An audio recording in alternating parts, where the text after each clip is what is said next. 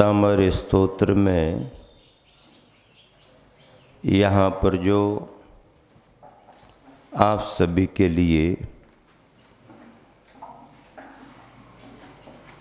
भक्ति की महिमा सुनने मिल रही है, वह चतुर्मास का आप सबके लिए एक प्रयोग है। आचार्य प्रवर कल के दिन जो ये कह करके आए कि आप जैसा ज्ञान और किसी दूसरे में नहीं है, इसलिए ऐसा विचार करता हूँ कि आखिरी में आप मिले, ये बहुत अच्छा हुआ, परम संतोष को प्राप्त हुआ हूँ। आज तो आचार्य प्रवर युगादि पुरुष की स्तुति करते हुए कह रहे हैं कि भगवान आपकी माँ धन्य है, माँ के महत्व को दर्शा रहे हैं। उच्चारण के लिए तैयार हों, एक साथ सभी जन पाठ करेंगे, मिलान भी करें। स्त्रीणां शतानि सतसो जनयन्ति पुत्रान् नान्यासुतं तदुपमं जननी प्रसूता सर्वादिशो ददति भानि सहस्ररश्मिं प्राचीबुद्धिर्जनयति स्फुरदंशुजालम्। स्त्रीणां शतानि शतशो जनयन्ति पुत्रान् नान्यासुतं तदुपमं जननी प्रसूता सर्वादिशो दधति भानि सहस्ररश्मिं प्राचेव दिग्जनयति स्फुरदंशुजालम्।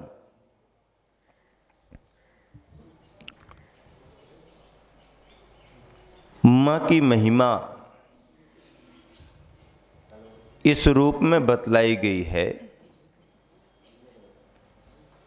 कि वैसे तो सैकड़ों सैकड़ों नारियां सैकड़ों सैकड़ों पुत्रों को जन्म देती रहती हैं, पर आप जैसे सुत को जन्म देने वाली माँ इस धरती पर दूसरी कहाँ।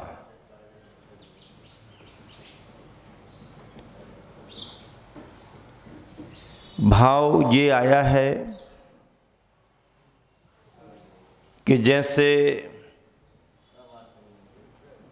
तारा तरैयां तो किसी भी दिशा में चमकने लगती हैं, लेकिन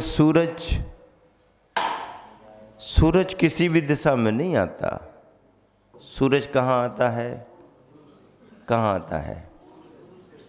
उगते हुए सूरज को देखा तुमने? अब संभावना बन रही है कि उगते हुए को देख लोगे। अब बन रही है संभावना कि उगते हुए सूरज को देख लोगे, अन्यथा अभी तक तो डूबते हुए सूरजों को ही देखा है तुमने, कैलेंडर में नहीं, सीनरी में, हाँ प्रकृति में। तो उगता हुआ सूरज पूर्व दिशा में निश्चित है दिशा, वो सामर्थ्य किसी दूसरी दिशा को नहीं। उगता हुआ सूरज केवल पूर्व दिशा में। एक एक शब्द के मीनिंग फिर व्याख्या। शतानि स्त्रीणां, सैकड़ों स्त्रियां, शतशः पुत्रान्, सैकड़ों पुत्रों को जनयंती जन्म देती हैं, परंतु तत्उपमं सुतम, आप जैसे पुत्र को अन्य जननी न प्रसूता, दूसरी माँ उत्पन्न नहीं कर सकी। आप जैसे सुत को पुत्र को दूसरी माँ जन्म नहीं दे सकी। भानी नक्षत्रों को, तारा तरैयों को, छोटे छोटे टिमटिमाते हैं जो, उनको सर्वा दिशा, सभी दिशाएं दधती धारण करती हैं। तारा तरैयां सभी तरफ दिखती हैं, परंतु स्फुरत दैदीप्यमान अंशुजालम, दैदीप्यमान अंशुजालम किरणों के समूह वाला अंशुजाल, किरणों के समूह वाला। सहस्र रश्मिम सूर्य को प्राचीदिज्ञ पूर्व दिशा ही जनयति प्रकट करती है। सारांश मिलान करें आप। जगत में सैकड़ों नारियां सैकड़ों पुत्रों को जन्म देती हैं, किंतु हे नाथ, आपके समान महाप्रतापी पुत्र, पुत्र सामान्य नहीं, रत्न भी लगा लो, आपके समान महाप्रतापी पुत्र रत्न को अन्य किसी माता ने जन्म नहीं दिया, अन्य किसी माता ने जन्म नहीं दिया। सो ठीक ही है, क्योंकि सभी दिशाएं ताराओं को तो धारण करती हैं, सभी दिशाएं ताराओं को तो धारण करती हैं, परंतु प्रकाशमान सूर्य को केवल एक पूर्व दिशा ही प्रकट करती है। प्रकृति का भी ये नियम है। सूर्योदय पूर्व दिशा से ही होगा। हमारी संस्कृति भी तो पूर्वोदय की ही है ना, पश्चिमोदय की तो नहीं है। पश्चिम का संस्कार तो हमारे लिए अस्ताचल का संस्कार है, उदय का संस्कार तो हमारा पूर्व का है। पश्चिम के देशों ने जो दिया उसमें भी जगमगाहट तो दिखी, लेकिन वह विषयों की ओर ले जाने वाली जगमगाहट रही। शाम का समय होता है तो कैसा लगने लगता, अरे भाई बहुत थकान है, आराम करो, सो जाओ। कौन सा सीरियल आ रहा होगा, उसका टाइम क्या है, इसको तो देखेंगे ही देखेंगे। प्रमाद के, आलस के, विषय बहुलताओं के कार्य सूर्यास्त से प्रारंभ होते हैं, लेकिन सूर्योदय से क्या प्रारंभ होता है? उठो, जागो, जगाओ भी दूसरों को। प्रकृति में शुद्ध हवा है, पर्यावरण बहुत अच्छा है, घूमो फिरो, प्रकृति से बात करो, उसकी चैतन्यता को देखो, उसके प्रभाव का अनुभव करो। तरोताजा हवा, प्रकृति की छटा, ये सब कब मिलता है? फूल भी यदि सुबह सुबह देखो तो अलग तरह का दिखता है, और शाम शाम को देखो तो अलग तरह का दिखता है।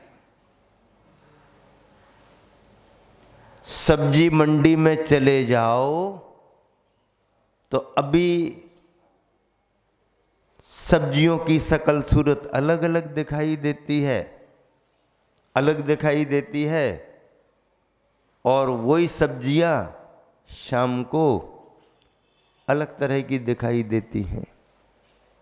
गर्मी के दिन थे, हीटेड मौसम था, लोग बहुत परेशान थे, एक आदमी सुबह सुबह अपने कछुआरे से ताजे ताजे बैगन निकाल करके बेचने के लिए गया, आवाज देने लगा, ले लो बैगन, ले लो बैगन, ले लो बैगन, क्योंकि कछुआरे से निकले हैं, खेत से ताजे ताजे निकले हैं, ले लो बैगन। बैगन गलियों में, मोहल्लों में, कॉलोनियों में पसीना पसीना सिर बांध लिया, साइकिल पर रखे हैं, ले लो बैगन, ले लो बैगन। 8-9 बजे से चलता रहा, 2-3 बजे तक चला। जब लौटने का समय हुआ तो आवाज़ देता आ रहा था, ले लो भरता, ले लो भरता, ले लो भरता। क्यों? क्यों? कहीं सब्जी बन गई क्या? सब्जी अब्जी नहीं बनी। दिन भर की जो हीट मिली तो ताजे ताजे बैगन भी भरता में बदल गए। सुबह से व्यक्ति तरोताजा होता है और शाम शाम को जाकर के उसका चेहरा कैसे मुरझाया जाता है। सब्जियां, फल ताजे ताजे निकले हैं, अलग दिखाई देते हैं। और दिन भर खरीदने वाले जल्दी उठाया, क्यों? पकी है क्या? क्यों? पकी है क्या? है वो कच्ची दिख रही है, फिर भी उठा उठा के, भैया ज़्यादा हाथ नाखून मत लगाओ। क्या कहता है वो सामने वाला? देख तो लो लेकिन नाखून मत लगाओ। उठा उठा के, पके हैं क्या? पके हैं। तो सुबह से उठते उठते वो दोपहर को दबते दबते अपने आप पके ही जाते हैं। वो स्थिति खराब हो जाती है। पश्चिम की ओर जाते जाते थकान, उदासी, निराशा, अंधेरा आता है। लेकिन पूरब में क्या है? पूरब में क्या है? पूरब में ताजगी ताजगी है। भारतीय कल्चर क्या है? पूरब का कि पश्चिम का? पूरब का संस्कार यदि तुम्हारे साथ है, तुम्हारे देश के साथ है, तो पश्चिम के आकर्षण में आपको नहीं फंसना चाहिए।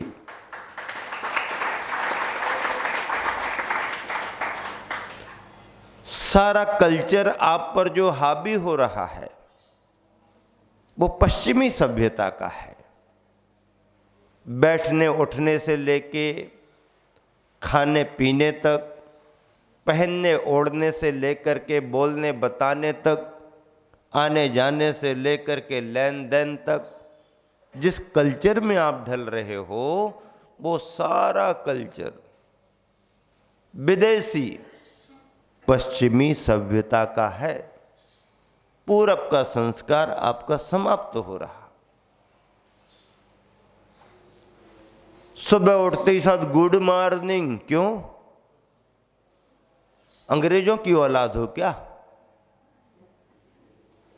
तुम्हारे को सुप्रभात याद नहीं आता क्या? तुमने सीखा ही नहीं है सुप्रभात। सुप्रभात कहेंगे तो कोई क्या सोचेगा? ये जो कोई क्या सोचेगा, जो तुमने अंदर बिठा लिया, कोई क्या सोचेगा? बच्चा हिंदी में ना बोल पाए, अंग्रेजी में बोले, ये जो तुमने अंदर बिठा लिया ना, ये तुम्हारे लिए बर्बाद कर रहा है। भाषा सीखो, भाषा सीखने का निषेध नहीं, लेकिन अपनी भाषा को छोड़ करके दूसरी भाषाओं के आदि यदि आप हो गए तो आप ना यहां के रहोगे और ना वहां के रहोगे। प्रभाव भाषा का नहीं पड़ता है, प्रभाव उसकी प्रस्तुति का पड़ता है। प्रस्तुति हमारे पास होना चाहिए। पूर्वोदय का कल्चर है। लालिमा तो सुबह में भी होती है और लालिमा तो शाम में भी होती है। पूरब में भी लाली होती, पश्चिम में भी लाली है। है कि नहीं? सूरज निकलता है उसके पहले लालिमा आती है, सूरज डूब जाता है उसके बाद भी लालिमा बनी रहती है। पूरब में भी लाली होती, पश्चिम में भी लाली है, लेकिन अंतर कितना है? एक सुलाती एक जगाती, कितने अंतर वाली है। पश्चिम की लाली प्रमाद में ले जाती है, सुला देती है, और पूरब की लाली तुम्हारे को जगा देती है, उठाती है। पश्चिम का कल्चर तुम्हारे को व्यसनी बनाता है। पश्चिम देशों का जिसने अनुकरण किया, व्यसन और बुराइयों की ओर बढ़ा है। लेकिन भारतीय संस्कृति के कल्चर को, सभ्यता को, संस्कारों को जिसने पकड़ा, उसके जीवन में सुप्रभात आता है, संयम का संस्कार आता है। क्यों आता संयम का संस्कार? यहां तो सुबह उठते ही भगवान का भजन है, ब्रह्म मुहूर्त से उठने की शुरुआत हो जाती है। भगवान का भजन, पशुओं की सेवा, अतिथि का सत्कार, दया दान के कार्य, अपने भोजन के पहले किसी को अतिथि सत्कार में भोजन कराना, ये भारतीय संस्कृति है। हम अपने पहले दूसरे पर विचार करते हैं, ये भारतीय संस्कृति है। तो ऐसे भारतीय संस्कृति में जहाँ सूर्योदय और पूर्वोदय को महत्व दिया गया है, सर्वोदय को महत्व दिया गया है, आचार्य प्रवरमानतुंग स्वामी क्या कह रहे हैं? भगवान आपकी माँ धन्य है। नारियों की प्रशंसा नहीं कर रहे, तीर्थंकर भगवान की माँ की प्रशंसा कर रहे हैं। नारियां तो हजारों लाखों करोड़ों धरा पर होती हैं, पर जन्म देने वाली तो एक ही माँ होती है। तारा तरियां सब जगह चमक जाएं, लेकिन सूर्य तो एक ही दिशा से निकलता है। इस श्लोक में भूत पिशाच आदि बाधा को रोकने की सामर्थ्य है। भूत पिशाच आदि की बाधाएं भी इस श्लोक की सिद्धि से दूर हो सकती हैं। ओम ह्रीम अरहम जंघाचरण क्रिया रिद्धे, जंघाचरण क्रिया रिद्धि प्राप्तेभ्यो नमः। जंघाचारण, आकाश मार्ग में यदि जाना है मुनिराज को, और जंघा में मात्र हाथ लगा लिया, जंघा में मात्र हाथ लगा लिया, तो वह अपने इच्छित स्थान पर बिना किसी साधन सहारे के रिद्धि के बल पर गमन कर लेते हैं। ऐसे जंघाचारण रिद्धि मुनियों को याद करते हुए इस श्लोक का भाव आप सबके समक्ष पूर्ण हुआ।